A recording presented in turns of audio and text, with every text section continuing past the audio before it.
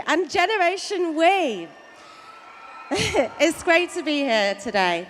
Now, I know what it feels like to have every single shred of self-esteem taken from you in a moment's notice.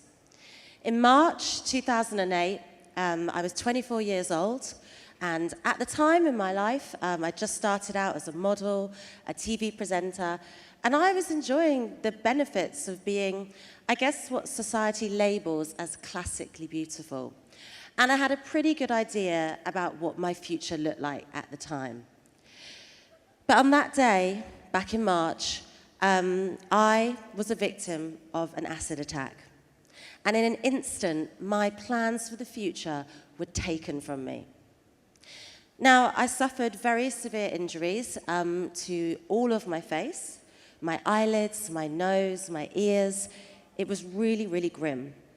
The majority of my face was destroyed, covered in third-degree burns, full-thickness burns that melted my face. And that meant every single burn area on my face and body needed skin grafts and also dermal substitutes beneath those grafts. It was painful, and it took a lot of time, but eventually I did begin to recover. The pain, it started to subside, but of course, the scars, they remained. They were permanent. And I came to that sad realization that for many people, the questions and the expectations that they had of me were as if my life was now over. People saw the scars on my face, and they saw them as a weakness. I was kicked out of shops, I was pointed at in shopping centers, I was made fun of. But the truth is, those scars, they were actually more than just skin deep. There was also emotional scars. And for me, they were proof that I had faced so much and I had overcome it. My scars, they actually went on to make me stronger. Thank you. Eventually, in my journey, I was approached to document my story on Channel 4 and for them to follow it in this kind of documentary style. Well, at the time in my life, the only real people that were close to me then, I didn't have many friends. All I had was my doctors, my legal team, and my mum. So I did think, wow, this is going to be kind of a bit of a boring documentary. I haven't got much going on at the moment. But they went through with it, they filmed me, and I was actually really shocked by the response that I got from this program. For the first time in a long time in my life, I was met with overwhelming positivity and support. People who were born with facial disfigurements, people who had suffered attacks like me, and people who had no common experience to mine, but they just wanted to share their encouragement. All of them sending me letters, emails, letting me know that I had their support and they were behind me. Even though those letters were all addressed to me, Katie, those letters, well, they felt like they were addressed to anybody.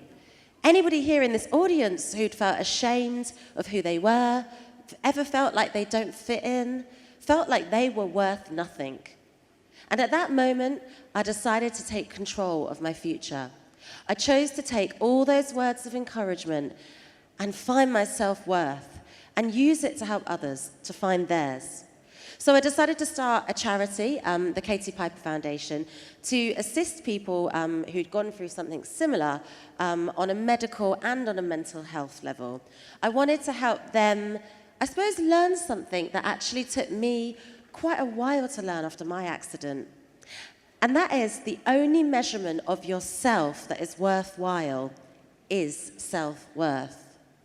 Because the truth is, in life, you are your only competition. Now, how many of you out here today, sat in front of me, have social media? Give me a cheer.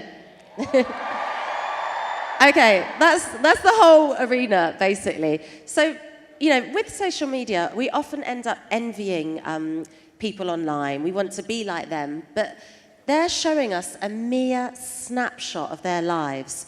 They're showing you one solitary moment in a life that's full of success, full of failures, full of happiness, and also full of disappointment. And we spend all this time and energy looking at other people, trying to figure out how to react to them. If we want to tear them down to make ourselves feel better, try and befriend them because it makes us feel like we're worth more, or even trying to one-up them with our own posts and our own photos. But you know what? Through all my experience of what's happened to me, I have one challenge that I want everybody here, no matter what your circumstances, to take on. I want you to work on being in love with the person in the mirror who has been through so much but is still standing. Because guys, you are all worth it. Thank you very much.